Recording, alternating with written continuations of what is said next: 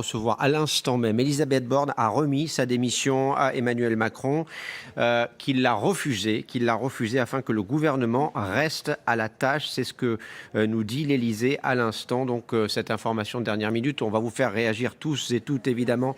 Elisabeth Borne a remis sa démission à Emmanuel Macron, qui l'a refusée afin que le gouvernement reste à la tâche. C'est ce que dit l'Élysée. Une réaction peut-être, Monsieur Coquerel, tout d'abord. Quelque part, elle a été au bout de la logique que j'expliquais. Elle reconnaît l'échec qui est le sien en tant que Premier ministre. Je ne parle pas de la personne, je parle de son rôle. Bon voilà, manifestement, M. Macron a choisi autrement, mais je pense que de toute façon, dans les jours qui viennent, il lui était difficile, y compris avant de regarder ce qui peut se passer du côté de l'Assemblée, de changer les choses. Voilà, donc... ça m'étonne. À la fois, ça ne m'étonne pas. Je suis pas surpris de la proposition de démission. Je suis pas totalement surpris que pour l'instant Emmanuel Macron la refuse, mais je pense que c'est une question de quelques jours. Des précisions supplémentaires, encore une fois, Emmanuel Macron va chercher avec les chefs de parti qu'il reçoit aujourd'hui et demain des solutions constructives envisageables. Ça, ce sont les mots de l'Élysée. Qu'est-ce que vous en comprenez, Éric Coquerel ? Je ne sais pas, j'attends de voir. Là, aujourd'hui, la situation, elle est claire. Les Républicains, hier, par la voix de Christian Jacob, ont dit qu'ils étaient en l'opposition. Le Rassemblement national aussi. La NUPS, évidemment, aussi, fort du programme qui est le nôtre. Après, c'est à Emmanuel Macron de savoir comment il va essayer de se débrouiller. Moi, je crois personnellement que si il veut appliquer un programme qui est minoritaire dans le pays, parce que c'est ça que ça marque, le fait de ne pas avoir la majorité absolue, ça veut dire que Emmanuel Macron, élu face à Madame Le Pen, il a cette légitimité, par contre, n'a pas réussi à avoir une majorité pour son programme. Donc, s'il veut passer en force sur les éléments les plus critiquables de son programme, la retraite à 65 ans, etc., il n'aura pas de majorité. Donc, la balle, elle est dans son camp, elle n'est pas dans la haute. Et pour répondre à la question que vous commenciez à donner tout à l'heure, vous savez,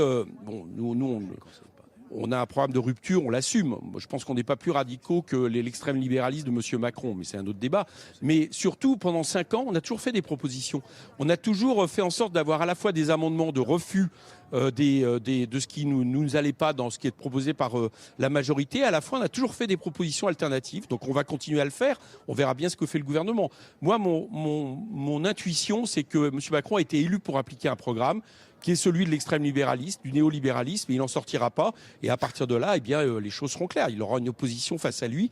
Et si ces oppositions sont conséquentes, y compris à droite, il n'arrivera pas à passer son programme. En tout cas, nous... avec nous, Éric Coquerel, encore quelques instants, s'il vous plaît. Je vous rappelle cette information de dernière minute parce qu'il est 9h49, on vient de l'apprendre, et c'est incontestablement l'information de la journée, l'information politique de la journée. Elisabeth Borne a remis sa démission à Emmanuel Macron, qui l'a refusée afin, je cite, que le gouvernement reste à la tâche. Erwan Balanant, votre première réaction à cette information qui nous parvient à l'instant? C'est dans la tradition républicaine que le Premier ou la Première ministre fasse ce geste. Elle le fait. Le Président souhaite que l'on continue le travail et qu'on se mette à travailler le plus rapidement possible. C'est comme ça que je le vois. Maintenant, je voulais répondre à Éric Coquerel, mais restons sur la question d'Elisabeth Borne.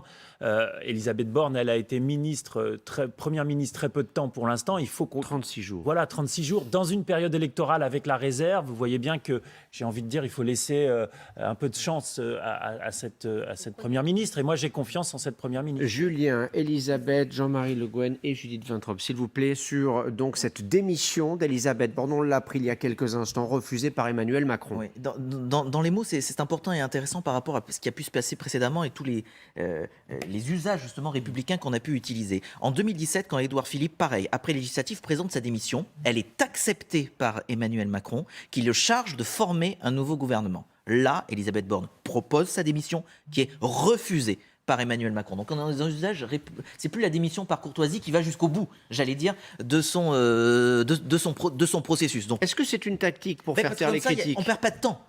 Parce que s'il avait accepté, on charge un nouveau gouvernement, donc ça veut dire certes elle peut le reconduire, mais il faut aller remplacer, trouver d'autres, un ministre de la Santé, un ministre de la Transition, ça peut prendre un peu de temps. Emmanuel Macron doit partir à partir de mercredi soir, jeudi, sur des sujets internationaux européens. Donc voilà, donc là il reste sur ce plan-là, et comme le disait tout à l'heure Elisabeth très justement, c'est pour gagner du temps. Elisabeth.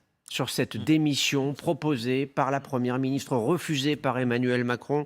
L'Élysée qui dit que Emmanuel Macron va chercher avec les chefs de parti des solutions constructives envisageables. Déjà sur ces mots, peut-être que ça nécessite de l'explication. Emmanuel Macron, il garde Elisabeth Borne, encore une fois, parce qu'il va se consacrer peut-être à l'analyse des résultats et à la recherche d'une solution pour appliquer son programme. Ce n'est pas le moment. Il a mis combien de temps à trouver un Premier ministre la dernière fois? 3 semaines. Donc là, il va la garder. Elle a travaillé sur le paquet pouvoir d'achat qui sera le premier texte très attendu. Déjà, ça arrive tard pour des raisons techniques. Ça arrive le 18 juillet à l'Assemblée. C'est très tard. Il faut que ça puisse être appliqué début août, les premières mesures. Donc tout ça va prendre du temps. Il va la garder aussi longtemps possible. Le plus longtemps possible, oui. Il subit beaucoup de récriminations autour de lui. Il faut changer Elisabeth Borne. Eh bien, pour l'instant, il dit non. C'est elle qui reste. Elle peut me servir. Elle va travailler. Et moi, j'essaye de voir comment je peux construire une nouvelle assemblée. En tout cas, chercher des majorités. Je vous résume la situation. Elisabeth Borne a proposé sa démission à Emmanuel Macron, qui l'a refusé, le chef de l'État, qui consulte aujourd'hui et demain pour trouver des solutions alternatives. Jean-Marie Le Guen, une réaction? Oui, on a changé un petit peu par rapport à la donne précédente, puisqu'il n'y avait pas d'obligation de quoi que ce soit. Donc on était dans une espèce de continuité qui laissait place, d'un certain point de vue, à une forme d'interrogation sur la durabilité, en tout cas à moyen terme, d'Elisabeth Borne. Là, le fait qu'il y a eu ce balai de démission refusée, et effectivement, ce n'est pas un nouveau gouvernement, mais c'est une démission refusée, c'est un acte un peu positif, voire positif, de la part du président, de confiance renouvelée à Elisabeth Borne. Ça va au-delà qu'une abstention complète. Est-ce que c'est formulé comme ça ? Alors non, pour l'instant, pas de ce que l'on sait. Tout ce que dit l'Élysée, c'est que la Première ministre a proposé sa démission, qu'elle a été refusée par le chef de l'État et qu'il cherche avec les chefs de parti qu'il reçoit aujourd'hui et demain des solutions constructives. Il n'y a pas besoin de formuler envisageables. C'est tout ce qui est dit pour l'instant. C'est moi qui me faisais les sous-titres, c'est-à-dire qu'il y avait une certaine forme de soutien qui n'est pas aussi puissant que si je renomme complètement Elisabeth Borne, mais qui est quand même, qui, à mon avis, clôt le débat sur il faut que Elisabeth Borne s'en aille, etc. Je crois que là, le débat est clos, en tout cas pour les mois qui viennent. Judith, cette démission proposée et refusée, vous la comprenez comment? Pas du tout. Je ne crois pas du tout que le débat soit clos pour les mois qui viennent. Au contraire, ce que disait Julia est extrêmement important. Refuser une démission et l'accepter et renouveler sa confiance, ça n'a rien à voir. C'est au contraire un acte de défiance et ça fragilise encore Elisabeth Borne. Et Éric Coquerel, non, pas un acte de défiance, parce que si un acte de défiance, il aurait accepté sa démission. Non, c'est... Ah non, alors là, ça serait un acte d'hostilité. Sinon, là, ça devient un peu tordu pour les Français. Oui, non. Éric Coquerel, qu'Emmanuel Macron refuse la démission proposée par Elisabeth Borne, vous le comprenez comment? Écoutez, il a mis des jours et des jours à faire ce gouvernement. Il est dans une situation, on va dire, intermédiaire. En attendant, encore une fois, peut-être d'ailleurs les réactions des groupes qu'il veut rencontrer cet après-midi, je ne sais pas. Moi, je pense que c'est provisoire. Voilà, je pense qu'il ne faut pas gloser là-dessus pendant des heures. Je ne vois pas comment il aurait accepté ça, parce que ça voulait dire que pendant des jours, il n'y avait plus de gouvernement du tout. Donc, ce gouvernement est censé quand même gouverner le pays, même si on ne l'a pas vraiment vu à l'œuvre pour l'instant. Vous savez, le moment donc de vérité, vous, ça sera fin juin. De refus, juillet, ça renforcerait en quelque sorte le poids politique d'Elisabeth Borne. Mais je pense que Mme Borne n'a pas de poids politique dans la situation. Encore une fois, regardons où on en est. On en est à une majorité, un président qui, pour la première fois depuis la Ve République, n'a pas de majorité dans les législatives qui suivent l'élection présidentielle. Donc il y a une crise. Voilà. Et ce n'est pas le fait que Mme Borne reste ou pas quelques jours de plus qui va changer la donne. Je vous l'ai dit, je pense qu'elle n'est plus à même de mener ce gouvernement. Mais j'allais dire presque que c'est M. Macron qui n'est plus à même d'appliquer sa politique. C'est ça son problème aujourd'hui. Et c'est ça, à mon avis, qui illustre cette espèce d'épisode qui vient de se dérouler ce matin. Voilà, je pense que M. Macron ne sait pas très bien quoi faire. Voilà. Et c'est lui qui s'est mis, quelque part, c'est lui qui s'est mis dans cette situation, c'est-à-dire dans une incapacité à faire adapter un programme au pays. Il est minoritaire de ce point de vue-là. et à lui de trouver les solutions. Merci Éric Coquerel, merci beaucoup d'avoir pris le temps de nous répondre ce matin en direct sur LCI. On va se rendre à l'Élysée évidemment parce que c'est là où les choses se passent désormais. Camille Collin, vous êtes sur place à l'Élysée, on vient de l'apprendre donc. D'abord, Christian Jacob est en train d'arriver juste derrière vous, on va reparler du reste après. Du live. Oui, vous le voyez, Christian Jacob qui arrive. C'est le premier, il ouvre le bal de ces consultations. Aujourd'hui, vous le savez, le président de la République qui va consulter toute la journée les chefs d'opposition notamment, mais pas seulement de la majorité. Aussi, il y a donc Christian Jacob, il y aura le socialiste Olivier Faure tout à l'heure, François Bayrou, Stanislas Guerini, Marine Le Pen, le communiste Fabien Roussel. Ça, c'est le programme de la journée. Il y aura aussi des consultations demain. Voilà ce que l'on nous indique à l'Élysée, alors que l'on vient d'apprendre, hein, vous le disiez, et c'est important, je recherche le communiqué en même temps, eh bien que le président de la République avait refusé la démission de la première ministre Elisabeth Borne, le communiqué précisant que le gouvernement pourra dans ce cas-là demeurer à la tâche et agir en ces jours. Ça va bien dans le sens de ce que nous disaient des conseillers du gouvernement ces dernières heures, des ministres, des cadres de la majorité, y compris ceux qui poussaient au départ d'Elisabeth Borne. Ils avaient tous le sentiment que la première ministre allait rester, ne serait-ce que par le fait qu'elle-même, en coulisses, a commencé à consulter ces dernières heures des députés de droite, de gauche et a commencé à construire sa majorité. Merci Camille Collin, donc avec Éric Josset à l'Élysée. On va vous retrouver tout au long de la matinée, tout au long de la journée pour continuer de suivre ces consultations. Vous l'avez dit, Christian Jacob est arrivé sur place, on a pu le voir en direct sur LCI. Le prochain, ce sera Olivier Faure, puis les autres représentants des principaux partis à l'Assemblée seront reçus par Emmanuel Macron pour tenter notamment de résoudre cette question, celle du Premier ministre Damien Fleureau. Il est pratiquement 10 heures, on va revenir avec vous sur l'annonce de la matinée. Elisabeth Borne a proposé sa démission, elle a été refusée. Oui, c'est vrai qu'on ne s'attendait pas forcément à avoir ce communiqué ce matin de l'Élysée, même si on se posait la question de savoir si Elisabeth Borne pouvait rester depuis cette débâcle des listes de la majorité présidentielle dimanche soir. La question, elle continuera de se poser, de savoir si elle peut emmener un futur gouvernement, un nouveau gouvernement et une majorité à l'Assemblée. Mais tout s'est joué finalement hier, lors d'un déjeuner à l'Élysée, entre Elisabeth Borne et le chef de l'État. Et c'est à ce moment-là que la stratégie a été adoptée. Il y a eu, à la suite de cet entretien, Édouard Philippe et François Bayrou qui se sont joints. Et donc, ils ont arrêté une position commune. Elle n'est peut-être pas partagée par tous les ténors de la majorité. C'est ce que disait Camille. Certains poussaient le chef de l'État pour qu'il change l'incarnation à la tête du gouvernement pour envoyer un signal politique. Décision a été prise par Emmanuel Macron donc de conserver Elisabeth Borne, de refuser sa démission. Cela veut dire qu'en quelque sorte, pour le chef de l'État, il n'y a pas eu de défaite de la part pour son parti dimanche soir. Il observe que finalement, à l'Assemblée nationale, le premier parti en siège, c'est celui du président de la République. On va continuer de parler de tout ça. On va faire un petit détour par Matignon. On se trouve Émilie Broussoulou pour LCI ce matin. Que sait-on de ce que fait et de ce que va faire évidemment Elisabeth Borne? On le sait depuis quelques minutes à peine. Elle a proposé sa démission à Emmanuel Macron et le chef de l'État l'a refusé, Émilie. Absolument, c'est l'information principale de cette matinée. Elisabeth Borne, la Première ministre, qui a donc remis sa démission au président Emmanuel Macron. Alors lui, il l'a refusé afin que le gouvernement reste à la tâche, c'est ce qu'il dit. Alors il s'agit d'une démission de courtoisie, c'est une tradition française, c'est pour permettre au président de la République de choisir, de reconduire ou pas son ou sa Première ministre, et donc il l'a refusé. Alors depuis 48 heures, l'agenda de la Première ministre est complètement chamboulé. Tous les événements qui devaient se tenir à Matignon ont été annulés.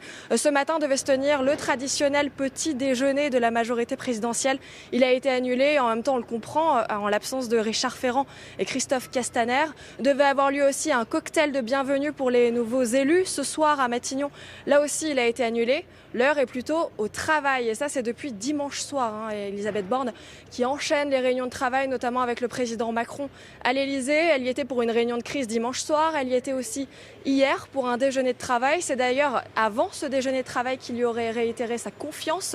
Ils ont ensuite été rejoints par Édouard Philippe et François Bayrou. Et depuis, elle enchaîne les coups de fil à droite comme à gauche pour tenter de construire cette majorité d'action. C'est ça qu'elle martèle. Donc voilà, donc l'étendue du travail est encore grande. Mais pour l'instant, Elisabeth Borne reste au gouvernement et reste la Première ministre. Merci Émilie, restez sur place parce qu'on va revenir vers vous, je vous le garantis, tout au long de cette matinée pour suivre les prochains développements autour de la table. Judith Vintraube, Damien Fleureau, Jean-Marie Le Guen, on est aussi avec Julien Arnaud évidemment pour toutes les dernières informations. Je vous le rappelle donc, Elisabeth Borne a remis sa démission à Emmanuel Macron qui l'a refusée. Bonjour François Patria, merci d'être avec nous, vous êtes sénateur de La République En Marche de Côte d'Or. Pourquoi cette démission remise par la Première ministre au président a-t-elle été refusée selon vous ?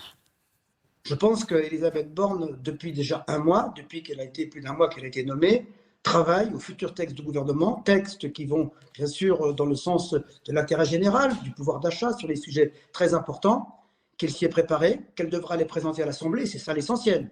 Et ce travail qui a été effectué, ces consultations qui ont été faites, lui permettent d'être opérationnelle dès les jours qui viennent pour aller face aux parlementaires. D'abord, remanier son gouvernement, construire un gouvernement qui soit un gouvernement qui va permettre de faire face aux difficultés dont la France a rencontrées. Je pense qu'il est normal aujourd'hui qu'elle ait cette confiance. Elle a la confiance du président, dites-vous, mais jusqu'à quand ? Écoutez, je crois qu'il faut maintenant voir chaque jour les difficultés que va rencontrer à la fois le gouvernement pour faire passer ces textes, et elles vont être nombreuses, j'imagine, compte tenu du ton qui est employé par l'opposition aujourd'hui. Il faut maintenant attaquer cette session parlementaire extraordinaire. Je pense qu'elle est capable d'affronter les oppositions. Je la connais bien, j'ai travaillé avec elle, et pendant l'été, elle va pouvoir faire la preuve à la fois de sa capacité de dialogue et en même temps sa capacité de décision, de faire passer les textes. Ça va être ça, c'est une épreuve, certes, qui n'est pas facile, mais dont je la crois capable de réussir.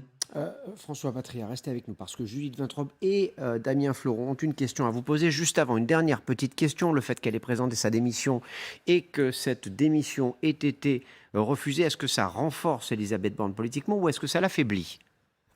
Bien entendu, ça la renforce. Le fait que le chef de l'État lui renouvelle sa confiance, qu'elle ait pu, au cours des semaines précédentes et pendant la campagne électorale qu'elle a menée avec courage et détermination, préparer ce que va être la future session parlementaire, engager les négociations difficiles, à la fois avec les partenaires sociaux, mais aussi avec les responsables politiques. Je crois à sa capacité de dialogue. Elle est aujourd'hui renforcée en étant renommée par le chef de l'État. Et elle aura le soutien, bien entendu, de tous les parlementaires de la majorité. Judith Vintraube. Oui, bonjour Monsieur Patria. Vous Bonjour. insistez sur le travail qu'Elisabeth Borne a déjà réalisé en vue de faire passer les projets de la future session. Est-ce que ça veut dire que la défaite de la majorité sortante aux législatives ne doit avoir aucun impact sur les projets du gouvernement ? Alors, bien entendu, j'entends le mot défaite. Moi, je dis recul. Recul, certes, important. Le groupe à l'Assemblée nationale est quand même le groupe et de loin le plus majoritaire, qu'on le veuille ou non. Et il n'y a pas de majorité alternative possible. Il y a 3 blocs. Donc, programme à changer. C'est possible. Donc, c'est avec cette majorité et les partenaires éventuels, et surtout, je crois, la responsabilité des partis de gouvernement face aux difficultés que ce pays va connaître, qu'elle va devoir trouver des compromis. Donc, il va falloir trouver des compromis. Je sais bien qu'en France, on n'est pas très habitué aux compromis. On va pouvoir le faire. Je pense qu'elle est en mesure de le faire. Je ne vois pas aujourd'hui comment on pourrait retirer sa confiance à une première ministre qui, pendant un mois, a travaillé avec ses ministres, avec le chef de l'État. Laissons-lui la possibilité. Ce qui compte, c'est que... Ça n'était pas ma question. Dites-moi. Ma question portait sur les projets. Qu'est-ce que change le résultat des législatives au projet de l'exécutif ? Alors, le projet pouvoir d'achat, il va être présenté au Conseil des ministres bientôt. Et il y a d'autres textes qui peuvent venir, qui sont des textes d'intérêt général. Je crois que la demande principale des Français sur bien des sujets aujourd'hui, elle porte sur ce qui a été les sujets de la campagne. Et c'est face à ces sujets de campagne, à ces préoccupations des Français, qu'il faut présenter des textes de loi qui vont dans le sens de ces demandes. Je crois que le gouvernement l'a déjà préparé, l'a intégré, le chef de l'État a entendu le message des Français. Ces textes-là, s'il ne réussit pas demain une majorité, si vous voulez, est-ce que demain, le RN ou la NUPS sont capables de voter contre un texte de pouvoir d'achat? On va voir comment ils vont se comporter. Est-ce qu'ils vont se comporter en multipliant les amendements et en faisant du blocage parlementaire, ou bien est-ce qu'ils vont être responsables? Et c'est ça que les Français jugeront. Damien Fleureau. Oui, bonjour François Patria. La démission refusée par le président de la République, ça veut dire qu'Elisabeth Borne conserve la même équipe et avec les ministres battus. Ça veut dire qu'Elisabeth Borne doit remanier très vite en ouvrant à quelle sensibilité? Écoutez, ça, ce sera déterminé par les contacts qu'aura aujourd'hui le chef de l'État avec les responsables politiques. Quel est leur état d'esprit? Quelle est leur démarche? Quelle est leur volonté? Est-ce que leur volonté, c'est de bloquer le pays et de faire en sorte que rien n'avance? Et je ne pense pas qu'ils puissent, les partis responsables, les mouvements responsables, ajouter de la crise à la crise, de la crise à la crise. Donc, bien évidemment, la règle pour les... Et je le regrette pour eux, pour Amélie de Montchalin et pour d'autres qui ont été battus, et pour Mme Bourguignon, bien entendu. Mais elle devra bien sûr remanier le gouvernement et l'élargir peut-être en fonction de la rencontre qu'aura Pardon le de chef vous interrompre, François Patria. On va écouter Marine Le Pen, qui vient d'arriver à l'Assemblée. Très bien, merci. Mais la nécessité qu'ils tiennent compte évidemment du résultat des législatives. Que l'opposition, puisqu'il n'a pas de majorité absolue, l'opposition que nous sommes, le premier groupe d'opposition qui est celui du Rassemblement national, soit entendu dans un certain nombre de domaines qui, pour nous, sont extrêmement importants. Le président de la République a refusé la démission d'Elisabeth Borne. Comment est-ce que vous réagissez à cette annonce? Si je peux me permettre, Elisabeth Borne ou quelqu'un d'autre, je ne suis pas sûr que ça changerait grand-chose en réalité sur les projets qui sont ceux d'Emmanuel Macron. C'est plus les résultats des législatives qui devraient le faire réfléchir. Est-ce que vous allez faire une motion de censure pour accélérer la chose? Accélérer quoi? Changer Elisabeth Borne pour en mettre quelqu'un d'autre? C'est pas ça qui change quelque chose. C'est l'état d'esprit de cette majorité extrêmement relative qui doit, encore une fois, avoir des conséquences. Les Français doivent être entendus dans ce qu'ils ont dit et exprimé par leur vote. Et il ne peut pas continuer la politique qu'il a menée, car cette politique n'a pas recueilli la majorité absolue aux dernières élections législatives. Mme Le Pen sur la NUPES. Alors hier soir, on apprend que sur ces 4 groupes qui la constituent, il y en a 3, socialistes, communistes et écologistes, qui disent « nous, on ne veut pas de groupe unique », alors que c'est la proposition de Jean-Luc Mélenchon hier. Bien sûr, mais ça commence à se dissoudre. Mais non, ça ne se dissout pas. Tout cela était connu d'avance. Moi, je suis étonné du discours politico-médiatique qui a fait mine de croire que NUPES serait un groupe unique. Il a toujours été dit et annoncé, je vous l'ai dit d'ailleurs moi-même, qu'en réalité, il y aurait 4 groupes. Et c'est la raison pour laquelle je vous avais dit que nous pourrions être le premier groupe d'opposition. Nous sommes le premier groupe d'opposition, puisque nous avons le plus grand nombre de députés de tous les groupes d'opposition à l'Assemblée nationale. Donc nous avons rempli les objectifs que nous étions fixés, nous les avons même dépassés. Vous avez fait un passage hier à l'Assemblée nationale. Voilà pour ces quelques déclarations de Marine Le Pen. Petite précision, ce n'était pas, vous l'avez remarqué, devant l'Assemblée nationale ou à proximité d'eux, mais devant son QG du 16e arrondissement de la capitale. L'information de la matinée, on vous la rappelle, si vous nous rejoignez, on l'a appris il y a une vingtaine de minutes désormais. Elisabeth Borne a remis sa démission à Emmanuel Macron, qui l'a refusée. Et ce n'est pas tout. D'autres informations, Julien Arnaud, viennent de nous parvenir à l'instant même. Ah oui, selon l'agence France Presse, la première ministre qui réunira l'ensemble du gouvernement, nous dit-on, à Matignon en début d'après-midi, selon des proches d'Elisabeth Borne, donc à l'AFP. Donc c'est-à-dire que les ministres seront autour de la chef du gouvernement à Matignon cet après-midi. Après donc cette annonce que le président de la République refusait la démission de la première ministre. Ce qui sera intéressant, si je peux me permettre, c'est qu'on aura au même moment 2 salles de ambiance, Matignon avec Elisabeth Borne et l'ensemble du membre du gouvernement, l'Élysée où Emmanuel Macron recevra les chefs de parti, et à ce même moment, en début d'après-midi, ce sera François Bayrou qui sera aux côtés d'Emmanuel Macron. Avant d'entendre Jean-Marie Le Guen, parce que vous avez été ministre, vous savez ce qu'il va se passer ou ce qu'il pourrait se passer dans les heures qui viennent, et visiblement les choses sont en train de s'accélérer. François Patria, est-ce que le remaniement doit intervenir rapidement désormais? Je pense que pour réagir à la crise qu'a créée, c'est vrai, cette majorité relative, il faut réagir à la fois avec sérénité, lucidité, mais aussi rapidité. Moi, ce que je souhaite, c'est que très vite, le gouvernement soit au complet en ordre de marche. Certains ont déjà leur feuille de route, d'autres vont arriver demain. Le Conseil des ministres de cet après-midi va ordonner cette feuille de route. Ensuite, avec l'Élysée, je pense que tout se mettra en ordre. Moi, je souhaite que dans les plus brefs délais, l'ensemble du gouvernement soit en place. Merci François Patry. À Jean-Marie Le Guen, la coulisse de ce qui va se passer dans les heures qui viennent, c'est fondamental pour la suite. Oui, alors d'abord, c'est un acte supplémentaire. Cette réunion de ministres, François a parlé de conseil de ministres, François Patria, mais c'est une réunion de ministres. Ça a quand même un sens qui n'est pas inscrit dans les institutions, mais qui a un sens politique. C'est qu'évidemment, il y a une équipe qui est autour des débats. Première question qui va se poser, c'est de vérifier qu'ont bien démissionné les ministres qui ont été battus. Premier sujet de vérification, j'allais dire. Et le deuxième sujet, ça va être de dire, après, soit on va dans les jours... même si dans les jours qui viennent, on devra renommer un certain nombre de ministres. Je pense par exemple au ministre de la Santé, on n'imagine pas qu'il n'y ait pas de ministre de la Santé.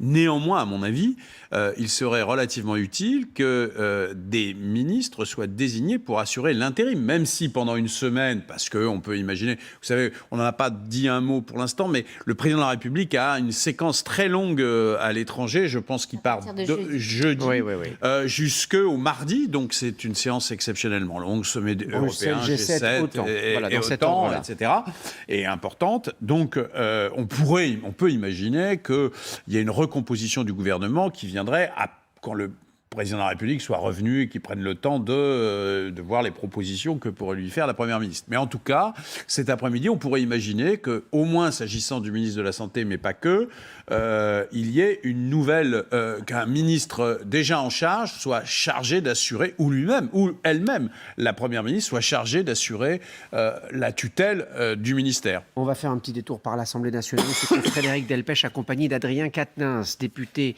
LFI du Nord. Frédéric, une réaction peut-être de la part de M. Quatennens à cette démission, donc remis à Emmanuel Macron, démission d'Elisabeth Borne. Emmanuel Macron qui, je le rappelle, l'a refusé.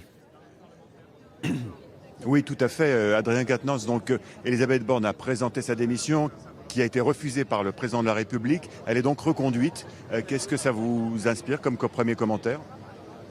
Écoutez, je viens de l'apprendre à l'instant. Je trouve que c'est assez spectaculaire de voir que Emmanuel Macron n'a l'air de tirer aucune conséquence du scrutin qui vient d'avoir lieu. Il a pris une défaite électorale cuisante. C'est la première fois qu'un président élu au mois d'avril n'a pas la majorité au mois de juin avec aussi peu de parlementaires. Donc il ne peut pas y avoir aucune conséquence sur le dispositif gouvernemental. Et avant ces élections, Mme Borne était Première ministre. Les élections ont eu lieu, c'est une défaite cuisante pour la Macronie. Elle devrait s'en aller. Je pense qu'elle n'est pas en situation de gouverner le pays.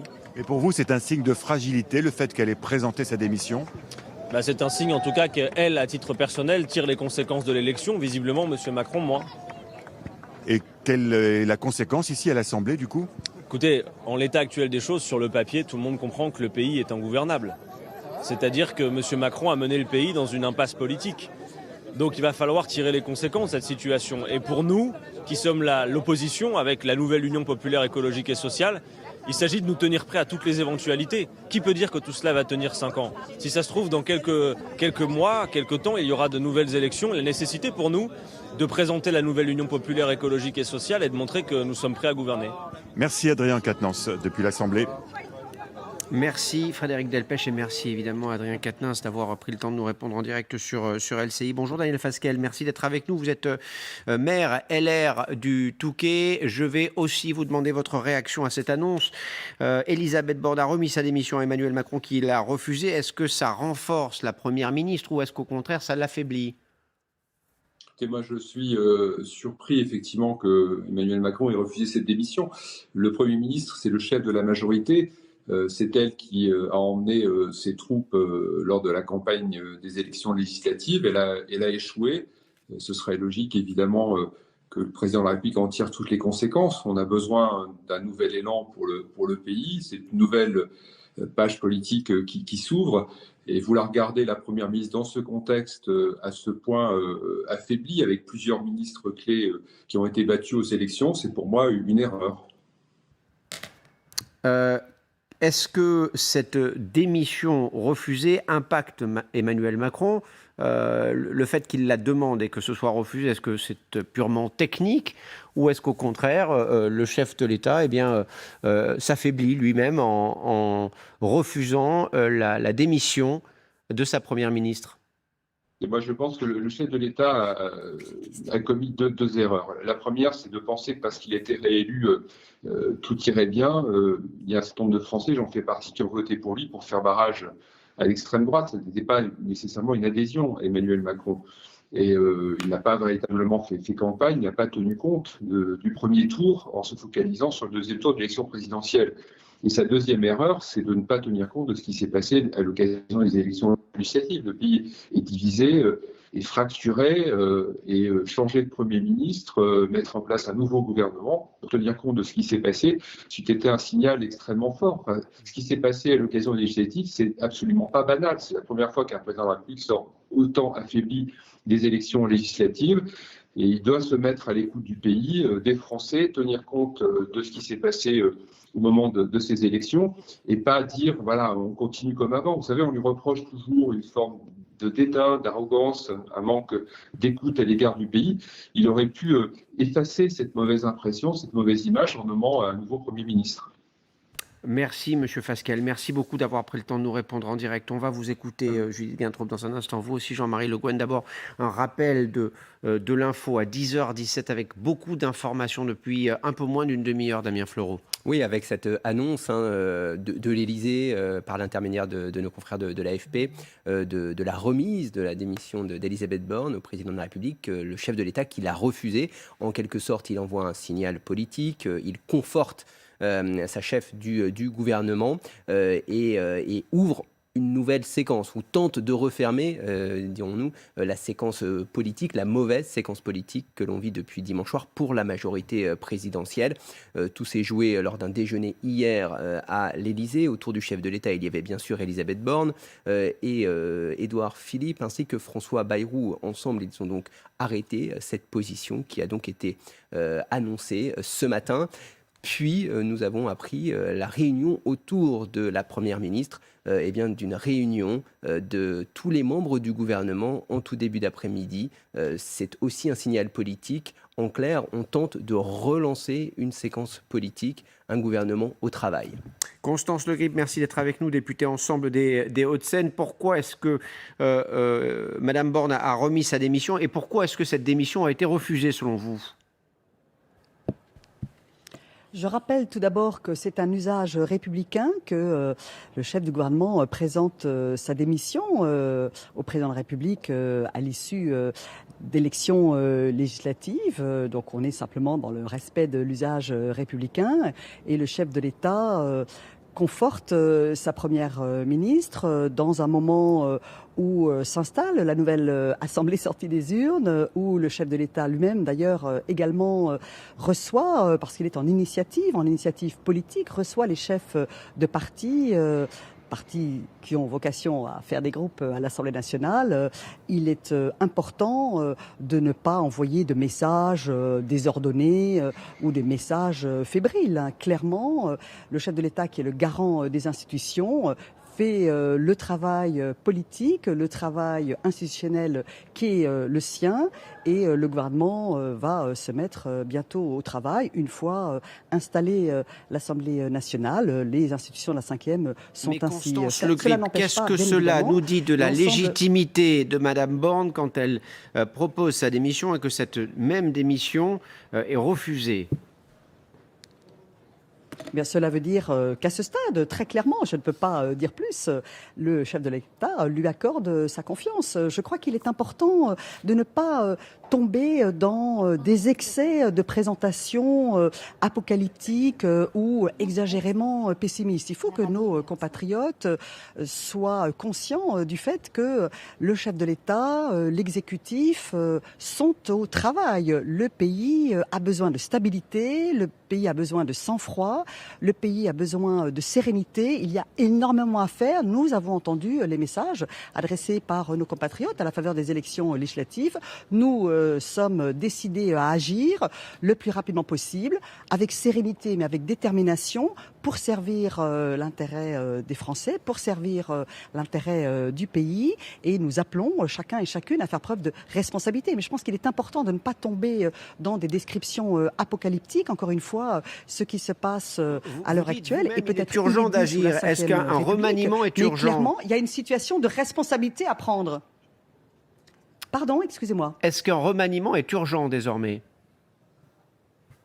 De facto, il va y avoir un gouvernement, si vous me permettez cette litote. Il y a des ministres à remplacer. Il y a un certain nombre de secteurs, de domaines de compétences ministérielles qui ne sont pas couverts par la première mouture du gouvernement de Madame Borne. Donc clairement, il va y avoir effectivement à la fois un remaniement pour remplacer les ministres qui n'ont pas été confortés par les urnes, et puis le besoin d'élargir et de compléter l'équipe gouvernementale. Tout cela est normal, tout cela se produit toujours après les élections législatives. Ce qui est inédit sous la 5e, effectivement, c'est qu'il va falloir trouver à dégager très vite des voies et moyens pour une culture de compromis, pour trouver à dégager un espace de responsabilité et d'engagement de la part d'autres familles politiques. Encore une fois, la culture du compromis, c'est quelque chose qui existe dans beaucoup de pays européens. Et nous verrons si vous y arrivez tous collectivement dans les jours qui viennent. Merci Constance Le Grip. Merci beaucoup. Pardon de vous interrompre. On n'a plus beaucoup de temps. Judith Guintraub, dis donc. Ça n'a plus là. C'est une possibilité. Oui, c'est là. Voilà. Judith Vintraub, cette démission refusée, qu'est-ce qu'elle nous dit d'abord de la situation? Est-ce que c'est purement technique, comme le disent les soutiens du chef de l'État, ou est-ce qu'il y a autre chose de plus politique derrière? Il me semble que ça va au-delà de la pure technicité.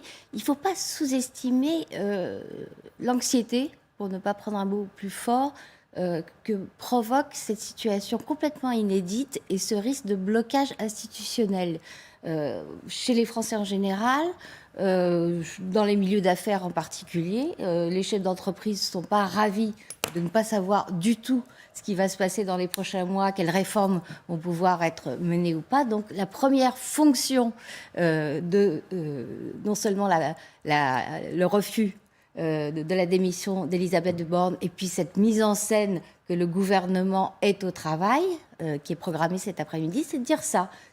On n'est pas en crise, le pays va surmonter cette épreuve inédite. Et il ne faut pas sous-estimer ça, c'est extrêmement important. D'autre part, ça permet évidemment à Emmanuel Macron de se donner du temps pour remplacer les ministres manquants à des postes aussi stratégiques que le ministère de la Santé. Mais attention à l'effet pervers, et on l'a vu dans les déclarations de Daniel Fasquelle et dans les déclarations d'Adrien Quatennens, attention à l'effet, même pas mal. Je n'ai tiré aucune leçon de mon échec aux législatives. Elisabeth Borne a remis sa démission à Emmanuel Macron, il l'a refusée. Jean-Marie Le Guen va nous dire ce qu'il en pense dans un tout petit instant, restez avec nous.